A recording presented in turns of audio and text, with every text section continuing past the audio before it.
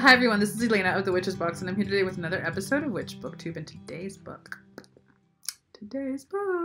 it's Life Ritualized by Phoenix, LeFae, and Gwion Raven. This book, you all know that this book just came out last month, right? Because this is coming out in March, and it dropped February 8th, and we had it as our February Witches book subscription book reading. We were able to get it before everyone else did. It was so exciting to get the books in boxes before anyone else in the world had it. I mean, I love my job so much. It was so exciting. So, Life Ritualized. We paired this book with the book that we talked about last week, which is Sacred Smoke by Amy Blackthorne. And at the time when I did that Booktube review, which you can find a link to here in our YouTube, for me, the two books went together, not because they were the same topic, but because the Sacred Smoke book spoke so lovely and so beautifully about simple day-to-day practices that incorporate ritual and the sacred in your life. And so then it just felt like it really went well with this book. That other book also spoke to issues that are up for us in terms of our witchcraft dialogue right now in the social media space. So I picked it for that reason as well. But the two seem to go really well together. And this book, first of all, we love Phoenix and Gwion here at the Witches Box. I think that between the two of them, they've been here now 2-3 times for our lives, which I so appreciate, because as you know, with our book subscription, we read the books all month long, and then at the end of the month we'll have a Witches live book coven gathering with the authors. I think 98% of the time we've had the authors join us. There are a couple of times when we couldn't have the authors join, but Gwion and Phoenix joined us, Amy Blackthorne joined us, and it was just a phenomenal conversation. So let me really quickly read you the bios, and then I'm going to go into the book and why you should have this book in your library, because it's that good. Okay. Phoenix LeFae is a professional reader, root worker, teacher, and ritualist. She is also the author of Walking in Beauty and What is Remembered Lives. Visit her online at www.phoenixlefae.com. And Gwion Raven is a tattooed pagan, writer, traveler, musician, cook, kitchen witch, occult shop owner, and teacher. He is also the author of The Magic of Food.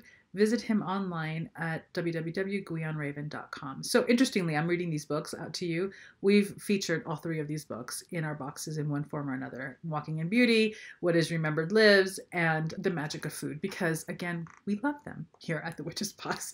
So we talk a lot about ritual and spell work and witchcraft, but I haven't seen in a long time people talk about the structure of how to create ritual for yourself.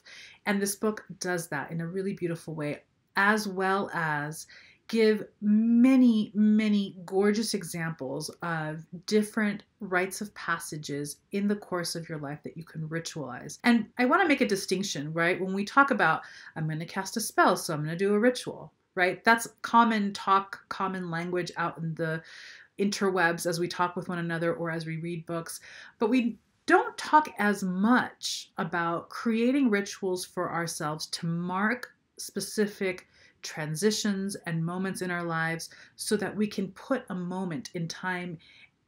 For me, it's almost like I'm planting a little flag and saying, this particular moment, this particular transition has meaning. It creates more meaningful transitions in our lives. It creates moments that we remember with much more sacredness or sanctity because I marked it. I took time out to mark this transition.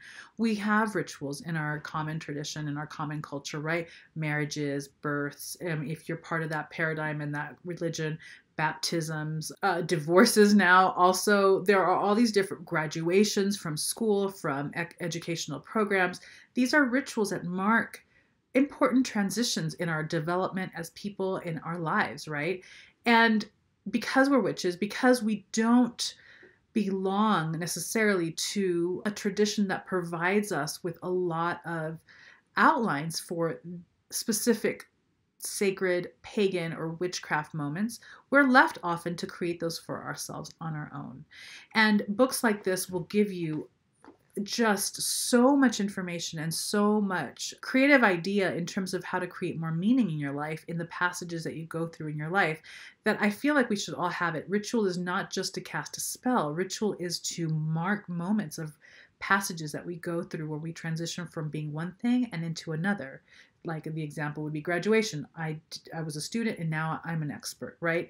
So that's what this book covers in beautiful ways. I'm going to talk to you about the table of contents now, and then we're going to go into a little bit some other details. But It's really a beautifully written book. I'm going to actually share with you some of the transitions that they speak to, which I thought were just beautiful and important for all of us to pay attention to.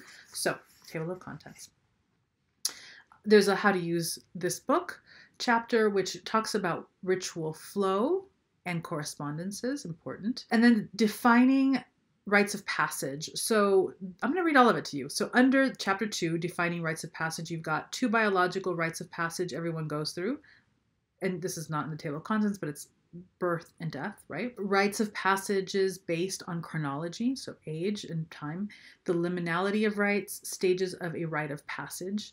Chapter 3 is about birth, what these rites have in common, fertility and becoming pregnant, adoption, labor and delivery blessings, baby blessings, loss of pregnancy, miscarriage, abortion. I mean, these are all significant transitory times in our lives that really can benefit from marking as sacred, right? With ritual. Chapter 4 is rites of leveling up, what these rites have in common, graduation, getting a driver's license, starting a new job, new home, marriage, retirement. Chapter 5 is rites of personal identity, coming of age, coming out, taking a new name, golden age. Chapter 6 is rites of loss, dealing with grief, divorce, hand parting or ending a relationship, end of a job, empty nest, menopause, loss of a pet, death. Chapter 7, spiritually focused rites, daily practice, initiation, starting a coven, ending a coven, elderhood, elevations in leadership. Chapter 8 is DIY rituals, creating a ritual and what that entails and can look like. Chapter 9, final thoughts about rites of passages. What does it all mean? I mean, that list gives you an idea of the different rites of passages that they suggest marking, but those are not by any means an exhaustive list. One of the things that called me most to this path was the necessity that I felt in my soul for marking the day-to-day as sacred in various ways.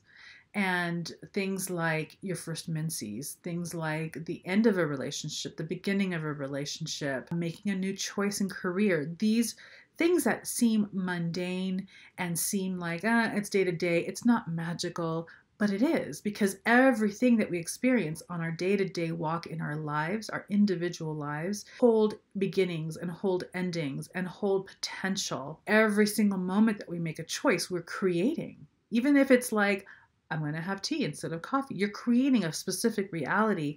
And from those day-to-day moments, we have passages that are a little bit more monumental. Sometimes they're not. Sometimes they're very simple. Sometimes they seem very low-key and subtle. But we change, we transition, we move into more, we evolve into different parts of ourselves, we integrate more parts of ourselves, and all of those are worthy of and warrant acknowledging, celebrating, ritualizing, and marking and saying, this was important. I was this and now I'm that. I'm going into transition. I'm in a new space. It's a beautiful piece of work. I really love that they did this. It's another one of those books that I think that we probably should all have in our library. I also feel that, because this is coming up more and more, if you have a family, if there are questions that I have kids, I'm a witch, I don't know how to raise my kids in this path, what are examples of ways to do that? Rituals like this that you can facilitate for your kids growing up. There aren't rituals for children per se in the book, but for marking moments and rites of passages, there are. And I think that that's an important thing, not only to have to facilitate for your children, but also to have your children watch you do for yourself. You teach by how you live. And we can never have too many rituals in our lives, is my opinion. So there it is, Life Ritualized by Phoenix LeFae Gwion Raven. The links to this book, as well as all their other books, will be down below. Beautifully done. I'm so excited. And I was just so geeked out and so fangirled out that they were able to join us again for another book that I'm looking forward to, whatever other books they both put out, because I love them. There you go. Take care, and I'll see you next week.